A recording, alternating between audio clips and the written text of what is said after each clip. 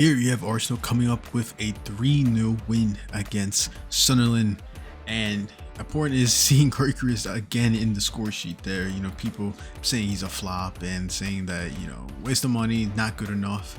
And these past few games now, he's been scoring. He's been really scoring, so that's something I'm really, happy about. He's been a player that I've liked for the past 2 years now. In his first year in Sporting, putting numbers, and then in Portugal. Arsenal needed it for me, a true number 9, and they finally got him. It just hasn't really been the best situation for him. Gabriel Jesus has been playing more. He's been looking good, but it's great to see him back in the score sheet. And of course, Zubimendi, who's been one of Arsenal's key players this year. Starting 11: Trossard, Havertz, Jesus, Madueke, Zubimendi, Declan Rice, Calafiori, Gabriel, Saliba, and Timber, and then also David Raya in goal. And then going against Sunderland, who for me are doing way better than expected. Braveri's been a good player for Sunderland, and they spent money.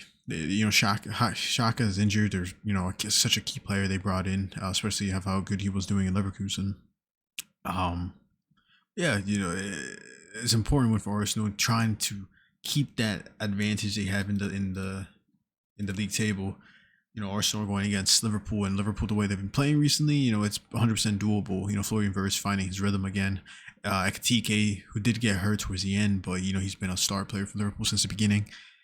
So Arsenal had they're 56. They could have City lose today. They're gonna be up by 12 points, I believe. So that's huge for Arsenal if they want to secure the league title, something they haven't won in more than a decade. So obviously it's going to be really key and important for them. But in this match here, one thing I've always said about Arsenal is the players that they have, the depth. You can fill in spots where, like you come in with this bench, you bring in Hikapi, Eze, Gyokeres, Martinelli. Like that's amazing rotation wise. You have so many players you can rotate in and out and then put in numbers. Eze, you can see him dribble through the team. Such a good player from up in the attacking. You have a copy who's, for me, a really underrated center back. I think he's Arsenal, because I'm pretty sure he's on loan, but they're going to 100% buy him permanently. And Gyokeres, who's been a quote-unquote flop, but slowly getting back to the rhythm of things, being that striker. He's been scoring a lot recently. And then, of course, Martinelli coming into the end to give Gyokeres his brace. And that's why I've always been saying that Arsenal is going to win the league, just because of that scenario right there. So that's why I think, just as a whole, that's why I think Arsenal are 100% going to take the league title from that. So the next matches here, they got Brentford, Wigan, Wolves, Tottenham, Chelsea, and Brighton. The next couple matches.